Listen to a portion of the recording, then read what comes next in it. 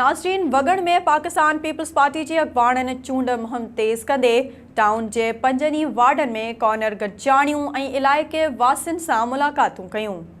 SS news जे reporter Zafar Ali मुग़ैरी मूजिब PP अॻवान सरदार ख़लील अहमद ख़ान वगड़ ऐं उस्ताद Ali Akbar मुग़ैरी ward number 5 ॻोठ बानू ख़ान मुग़ैरी में रईस ख़ालिद हुसैन मुग़ैरी, असलम मुग़ैरी, मुनीर अहमद मुग़ैरी ऐं अमानुल्लाह मुग़ैरी जी दावत में शिरकत कई।